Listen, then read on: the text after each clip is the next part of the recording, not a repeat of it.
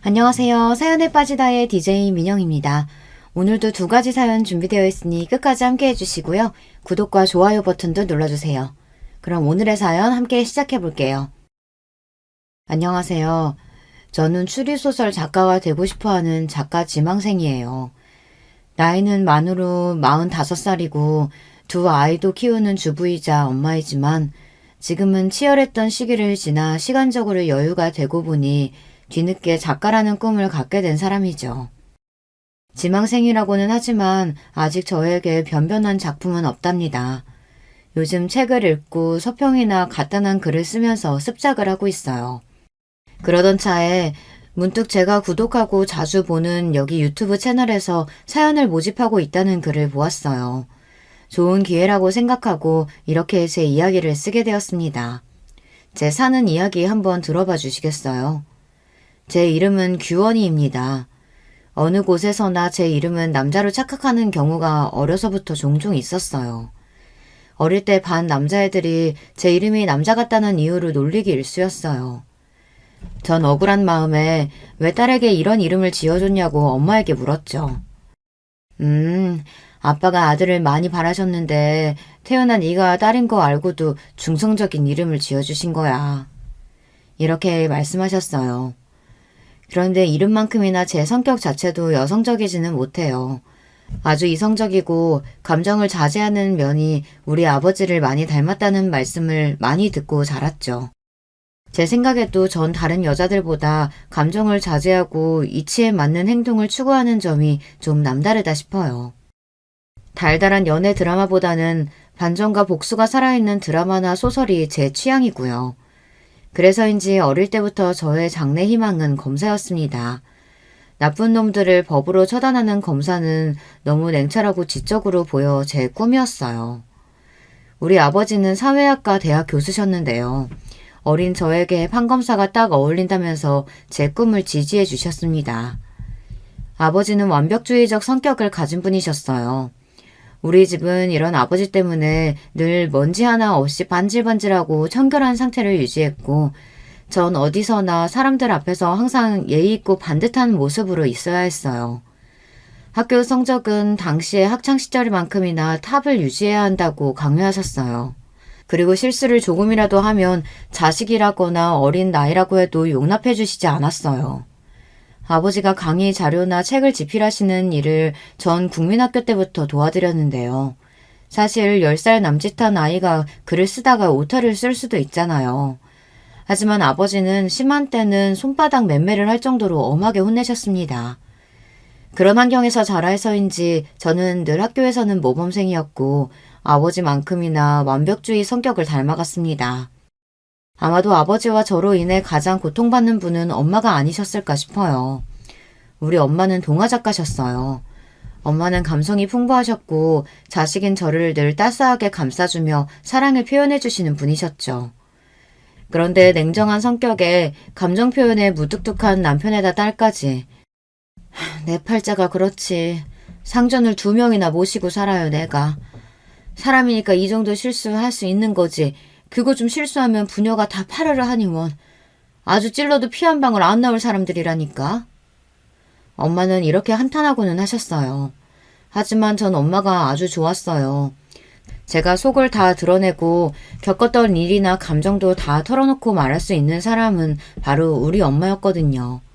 엄마도 하나뿐인 딸이 유일한 대화 상대라고 하시면서 우리 둘은 친구처럼 모든 이야기를 하는 베스트 프렌드예요.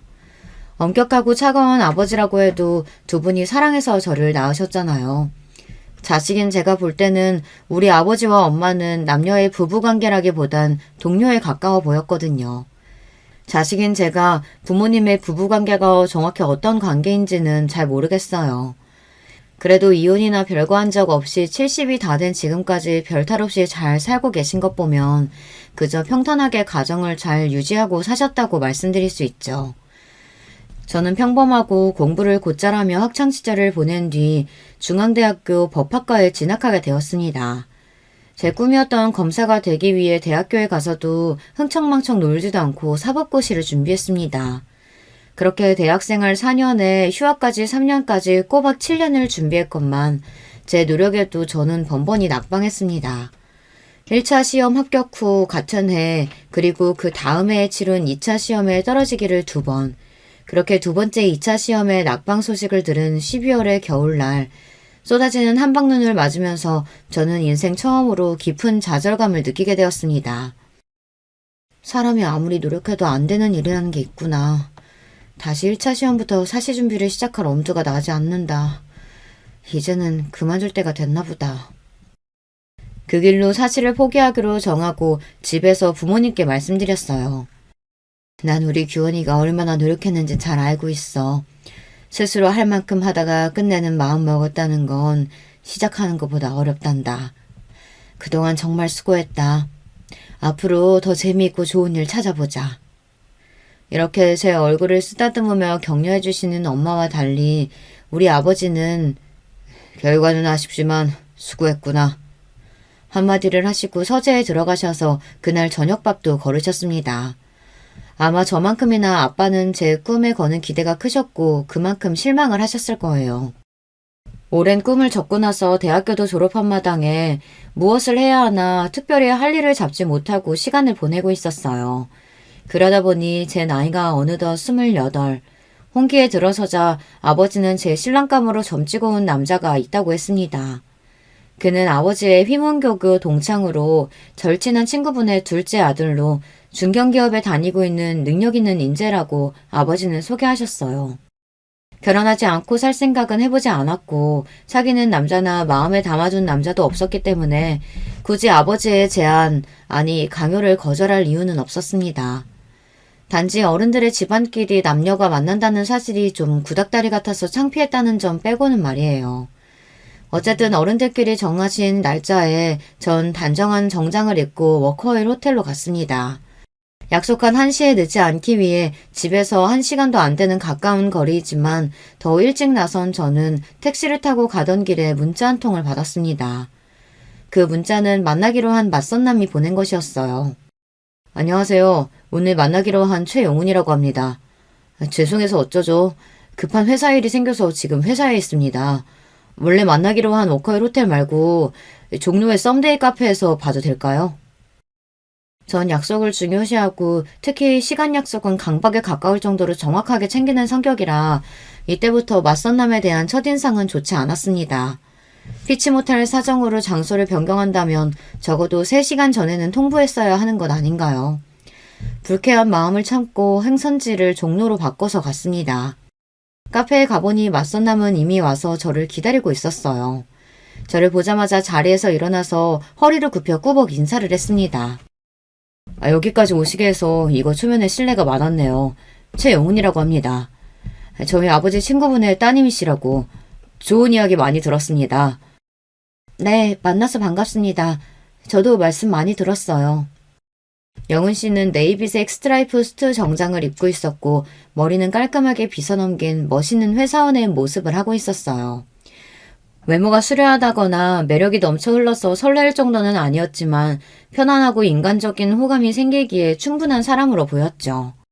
제 생각에 영훈 씨도 저를 보는 눈빛이 반짝인다거나 설레이는 느낌은 아니었던 것 같습니다. 그렇게 생각하면 여자로서 기분이 나빠야 하는데 저는 별로 아무렇지 않았습니다.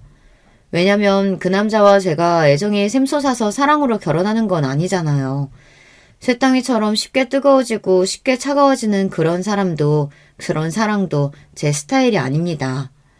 남편은 저와 대화하면서 점점 제 이야기에 귀를 기울였어요. 아마 그 사람도 별 기대 없이 나왔는데 제가 파트너감으로 나쁘지 않았다는 계산을 했던 것 같아요.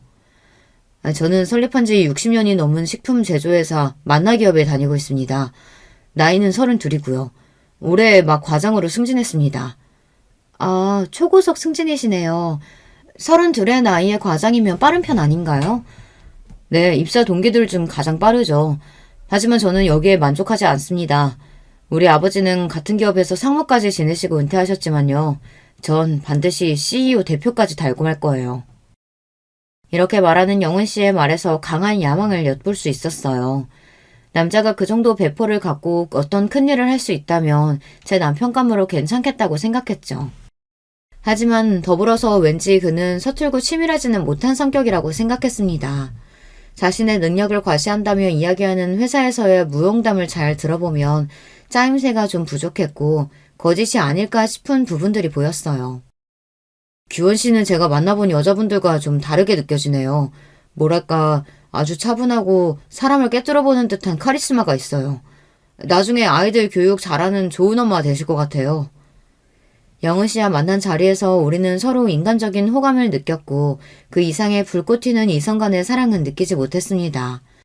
하지만 결혼하기로 이미 어른들끼리 마음을 먹고 만들어진 자리였고 내 감정과는 별개로 결혼은 진행되겠구나 하고 생각했습니다. 하지만 제 착각이었던 걸까요? 의외로 영훈 씨는 그날도 그 다음날도 저에게 애프터 신청을 하지 않았습니다. 그렇게 여러 날이 지난 어느 날 아버지는 다음 주 주말에 상견례를 할 테니 준비하라고 말씀하시는 거예요. 아니 이런 법이 어디 있나요? 한 번 맞선 본 남자와 다음 약속이 상견례라니 여러분은 이해가 되시나요? 아버지 그 남자와 한 번 만났을 뿐이고 심지어 그 뒤로 애프터 신청도 없었고 우리 연락한 적도 없어요. 그런 사람과 바로 상견례라니 이건 납득이 안 되네요. 넌 그 남자가 싫으냐? 싫고 좋고의 말을 할 수 없을 정도로 모르는 사이예요. 모르는 사람과 어떻게 결혼 이야기를 하며 상견례를 할 수 있어요. 싫은 게 아니면 결혼해도 문제될 거 없지 않느냐. 너희들은 이미 결혼 예정하고 만난 것이니 상견례 한 주에 얼마든지 데이트하면 되는 일이고. 아버지의 말씀에 이상하게도 반박할 말이 없었습니다. 이럴 줄 알았으면 고시 공부하지 말고 연애라도 실컷 해볼 걸 처음으로 후회가 되었어요. 그렇게 그 맞선 남과의 두 번째 만남이자 상견례를 하게 되었어요. 우리 아버지와 영은 씨 아버지는 처음 만나자마자 부둥켜 안고 반가워할 만큼 가까운 사이였어요. 과거에 한 약속대로 우리가 사돈을 맺게 된다면서 참 좋아하셨죠. 하지만 상견례 분위기는 마치 이상한 연극과 같았죠. 가장 친하고 이 분위기를 주도해야 할 결혼 당사자인 저와 영은 씨는 뻘쭘하게 앉아서 간간히 가벼운 이야기만 서로 나누었어요. 그날 잘 들어갔죠? 미안해요. 제가 연락을 드렸어야 했는데 요즘 회사 일이 너무 바빠서 말이죠. 괜찮습니다. 다 큰 성인인데 당연히 잘 귀가했죠. 네. 그런데 취미는 어떻게 되세요? 독서요. 어쩐지 규원 씨 이미지가 지적이라서 그런 취미일 것 같았어요. 주로 어떤 책 읽으세요? 추리소설이나 범죄소설 좋아해요. 스티븐 킹이나 히가시노 게이고 아세요? 이렇게 결혼할 당사자가 하는 대화라는 게 처음 만난 사람같이 낯선 거였어요. 헌데 서로 낯설어야 할 양쪽 아버님들은 야 이 자식아 해가면서 너무 친밀하고 화기애애한 분위기였어요. 거기에 어머님들은 딱히 어찌할 할 바를 모르며 음식만 드시거나 어디 눈들 데도 없이 불편해하셨습니다. 특히 영훈 씨 어머님은 정말 이상한 반응을 보이셨어요. 일단 저를 처음 보시자마자 그분은 얼어붙어 계셨죠. 그리고 쭉 찢어진 눈으로 한참을 제 아래의 위를 살펴보시고는 기가 차했습니다. 자신의 남편과 우리 아버지, 어머니를 모두 뚫어져라 보곤 자신의 감정을 억누르는 듯 했어요. 이후 인사하는 제 목소리를 듣고도 잠깐 멈칫하더니 불안한 반응까지 보였습니다. 저는 이분이 오늘 어디가 아프신가 싶어서 어디 불편하신가요? 말씀 주시면 도와드릴게요. 아, 됐어요. 처음 만난 예비 며느리에게 과하게 쌀쌀맞은 반응이었습니다. 이렇게 기묘한 상견례 자리에서 어색한 결혼 당사자들과 불편함이 가득한 어머님들에도 불구하고 결혼식 날짜와 장소까지 일사천리로 잡혔습니다. 무려 2달 반 뒤에 급박한 날짜였지만 양쪽 아버지들의 추진력으로 결혼 준비는 빠르고 차질 없이 이뤄졌어요. 영훈 씨와 데이트 10번도 못 채우고 우린 결혼을 했습니다.